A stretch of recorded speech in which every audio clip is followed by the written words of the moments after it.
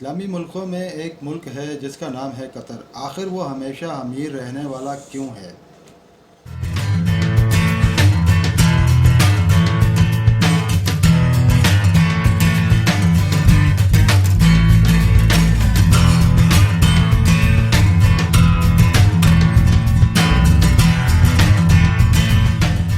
अस्सलाम वालेकुम दोस्तों, कैसे हैं आप? उम्मीद करता हूँ खैरियत से होंगे। मैं हूँ अरशद ख़ान। तो आज हम देखेंगे why Qatar will always remain rich. क्यों कतर हमेशा अमीर रहने वाला है, हमेशा के लिए। तो इसकी वजह जानते हैं इस वीडियो में। तो वीडियो शुरू करने से पहले आपसे दरख्वास्त है कि अगर आप चैनल पर नए हैं तो चैनल को सब्सक्राइब कर दें और बेल आइकन को दबा दें ताकि इस तरह की मज़ीद मालूमाती वीडियोज़ आप तक पहुँचती रहें। ये है कतर, सऊदी अरब, बहरीन और यूएई के दरमियान वाक़ दुनिया का सबसे अमीर तरीन कंट्री। इतना अमीर कि इसकी पर कैपिटा इनकम है $1,28,000, जो कि अमेरिका, सिंगापुर और इवन पड़ोसी अरब ममालिक जैसे कि यूएई और सऊदी अरब वगैरह से भी कहीं ज्यादा है। बहुत अमीर है भाई। शॉपिंग मॉल्स, महंगी गाड़ियां, इसीलिए कतर को मिडिल ईस्ट का वेगस भी कहते हैं। लेकिन कतर हमेशा से ऐसा नहीं था। चंद साल पीछे चले जाएं तो कतर सिर्फ एक तपता हुआ सहरा था जिसमें गुर्बत, भूख और बोरियत के अलावा कुछ नहीं था। तो फिर ये इतनी बड़ी ट्रांसफॉर्मेशन कैसे हुई? जो देश सारे अरब कंट्रीज में सबसे गरीब था, आज दुनिया का अमीर तरीन देश कैसे बन गया? इसके पीछे बहुत ही इंटरेस्टिंग कहानी है और ये कहानी बाकी सारे अरब कंट्रीज की कहानी से मुख्तलिफ है। इस वीडियो के एंड तक आप ये भी समझ चुके होंगे कि क्यों सऊदी अरब और यूएई कतर को पसंद नहीं करते और कैसे कतर आने वाले वक्त में भी अपने पड़ोसी अरब देशों के मुकाबले में ज्यादा खुशहाल क्यों पसंद नहीं महफूज करते होगा। ये कहानी शुरू होती है 1916 में, जब कतर के अमीर अब्दुल्ला अल सानी ने ब्रिटिश के साथ एक ट्रीटी साइन की जिसके मुताबिक ब्रिटेन ने कतर को किसी भी जमीनी या समुद्री हमले की सूरत में डिफेंड करना होगा और कतर बदले में अगले 25 साल तक ब्रिटिश कॉलोनी का हिस्सा रहेगा और यहाँ से निकलने वाले हर नेचुरल रिसोर्स में ब्रिटेन का शेयर होगा। 1940 में कतर में सबसे पहली ऑयल फील्ड डिस्कवर हुई। 1960 तक कतर में तेल की खोज और उसे जमीन से निकालने का काम उरूज पर था।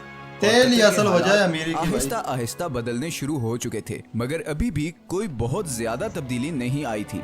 लेकिन फिर 1970 में शेल ऑयल कंपनी ने इस कंट्री का सबसे बड़ा खजाना दरियाफ्त कर लिया, नॉर्थ फील्ड, दुनिया की सबसे बड़ी नेचुरल गैस फील्ड। लेकिन उस जमाने में गैस कोई बहुत ज्यादा प्रॉफिटेबल नहीं थी और उसकी वजह ये थी कि गैस को सिर्फ पाइपलाइंस के जरिए ही किसी दूसरी जगह भेजा जा सकता था और कतर गैस इस्तेमाल करने वाले देशों से इतना दूर था कि वहां तक पाइपलाइन पहुंचाना तकरीबन नामुमकिन था। इसी वजह से शेल कंपनी भी ये गैस फील्ड डिस्कवर करके भूल गई और ये डिस्कवरी ऑफिशियल डॉक्यूमेंट्स में ही दब गई। 1971 में कतर को ब्रिटेन से आजादी मिल गई और वो एक आजाद मुल्क बन गया। आजादी मिलने के बावजूद अगले 25 सालों में पाकिस्तान के बाद आजाद हुआ, कोई खास नहीं बदले। और फिर आया 1995 जब क्राउन प्रिंस हमाद बिन खलीफा अस्सानी ने बगावत करके अपने ही बाप की हुकूमत का तख्ता उलट दिया और कतर का अमीर बन गया। नए अमीर का एक ही फोकस था और वो था गैस। हमाद बिन खलीफा ये जानता था कि कतर की तकदीर सिर्फ गैस ही बदल सकती है, इसीलिए उसने एक बहुत ही रेयर टेक्नोलॉजी गैस लिक्विफिकेशन में इन्वेस्ट किया। लिक्विफिकेशन एक ऐसी टेक्नोलॉजी है जिसमें गैस को लिक्विड फॉर्म में कन्वर्ट किया जाता है ताकि उसे ऑयल की तरह शिप्स में दूसरे कंट्रीज तक पहुंचाया जा सके। इस सारे प्रोसेस में गैस को -161 डिग्रीज पे ठंडा रखना पड़ता है। इसी प्रोसेस पे कतर ने सारी इन्वेस्टमेंट कर दी और आज वो LNG का सबसे बड़ा एक्सपोर्टर है। कतर से गैस इंपोर्ट करने वाले कंट्रीज में Japan, India, China, south Korea और स्पेन शामिल हैं। बिलियंस ऑफ डॉलर्स कतर में आना शुरू हो गए। लेकिन कतर की तकदीर बदलने की इक्वेशन में तो ये सिर्फ एक छोटा सा हिस्सा था, क्योंकि नेचुरल रिसोर्सेज तो बहुत सी कंट्रीज के पास होते हैं, उन्हें एक्सप्लॉइट भी बहुत सी कंट्रीज कर लेते हैं, मगर असल मसला आता है उन रिसोर्सेज से आने वाले पैसे को सही इस्तेमाल करने का। वरना वेनेजुएला और अंगोला का अंजाम हमारे सामने है। यही वो जगह है जहां कतर बाकी तमाम कंट्रीज पर बाजी ले गया। कतर ने 2005 में कतर इन्वेस्टमेंट अथॉरिटी के नाम से एक कंपनी बनाई जिसका मकसद था तेल और गैस से आने वाले पैसे को पूरी दुनिया में इन्वेस्ट करना। दिमाग और चला इसीलिए गया आज इन्होंने, दुनिया दिमाग। के हर बड़े मुल्क और हर बड़ी कंपनी में आपको कतरी इन्वेस्टमेंट नजर आएगी, चाहे वो लंदन के बड़े होटल्स, ऑफिसेज और अपार्टमेंट बिल्डिंग्स हों, अमेरिका के बड़े बड़े वाह। ऑफिसेज हों, या फिर मल्टीनेशनल्स जैसे कि Volkswagen, Barclays bank, Shell, Tiffany and co, या फिर रोसनेट, रशिया की सबसे बड़ी ऑयल कंपनी। इन तमाम कंट्रीज और कंपनीज में कतर की हैवी इन्वेस्टमेंट्स हैं, लेकिन ये भी कतर की टोटल अच्छा जी, इन्वेस्टमेंट्स का एक छोटा सा छोटा सा हिस्सा है। इसके अलावा Qatar billions of dollars roads, airports, research centres और फाइनेंशियल सेंटर्स वगैरह पे लगा चुका है। इवन के अभी फीफा वर्ल्ड कप, जो कि शायद दुनिया में स्पोर्ट्स का सबसे बड़ा इवेंट है, वो भी कतर में ही हो रहा है, क्योंकि ऐसे state of the art stadiums पूरे अरब में सिर्फ कतर के पास हैं। इन सारी इन्वेस्टमेंट्स का मकसद है ऑयल और गैस के ऑल्टरनेट इनकम सोर्सेज क्रिएट करना। अब ये तो थी कतर की इकोनॉमिक साइड।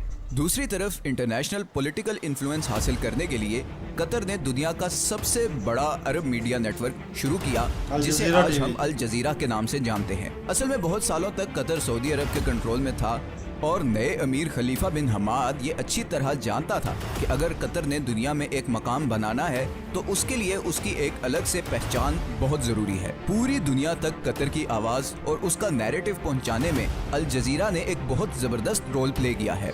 2010 की अरब स्प्रिंग के दौरान भी अल जजीरा वो वाहिद चैनल था जिसने प्रोटेस्ट को ऑन एयर किया और इसकी वजह से सऊदी अरब और दूसरी कंट्रीज से इसे जबरदस्त क्रिटिसिज्म का सामना भी करना पड़ा।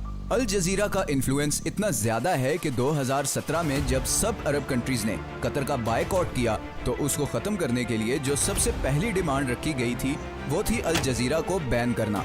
सऊदी अरब और यूएई में तो अल जजीरा 2017 से अब तक बैंड ही है। कतर का बायकॉट एक मुकम्मल फेलियर था और उसकी सबसे पहली वजह तो ये थी कि सऊदी अरब को इस बायकॉट में सारे अरब कंट्रीज की सपोर्ट हासिल नहीं थी।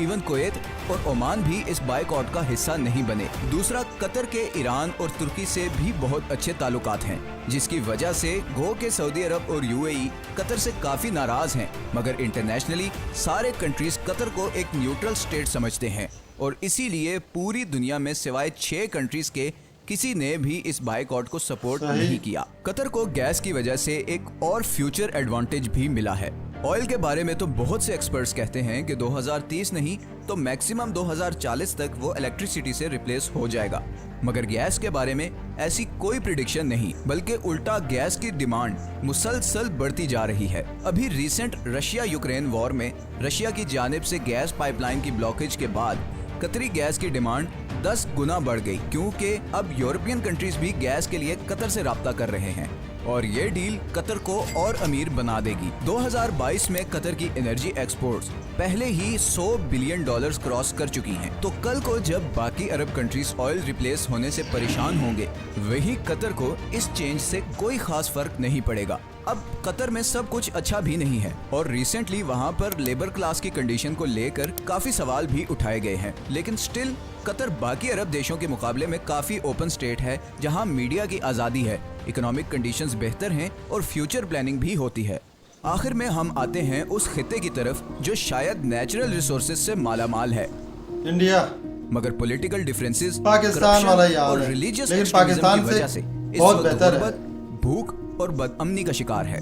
कतर की आबादी का 60% साउथ एशियंस हैं। इंडियंस, पाकिस्तानी, बांग्लादेशी और नेपाली कतरी पॉपुलेशन का सबसे बड़ा ग्रुप है। अपने देश और प्यारों से हजारों मील दूर दिन रात मेहनत करते ये लोग हर वक्त ख्वाब देखते हैं कि कब इनके अपने कंट्रीज इतने खुशहाल होंगे कि इन्हें 7 समुंदर पार इस जला देने वाली गर्मी से निजात मिले। हर वक्त सोशल मीडिया पे लड़ने वाले ये लोग बाहर की कंट्रीज में बिल्कुल मिलजुल कर रहते हैं, दुख बांटते हैं और एक दूसरे की मदद करते हैं, लेकिन जैसे ही ये वापस अपनी कंट्रीज में आते हैं तो वही पुराने पॉलिटिकल एजेंडे से मुतासिर होकर एक दूसरे को बुरा कहने और समझने लगते हैं। ना जाने बहुत ही सच्ची बात कर दी है उन्होंने इस वीडियो में कि हमारे मुल्क में गंदी सियासत इतनी ज़्यादा है कि जब से मुल्क आज़ाद हुआ है तब से अभी तक अंग्रेज़ जो सियासी कानून बना कर गया था वही चल रहा है और इस गंदी सियासत की वजह से हमारा मुल्क अभी तक उठ नहीं पाया, अपने पाँव पे नहीं खड़ा हो पाया।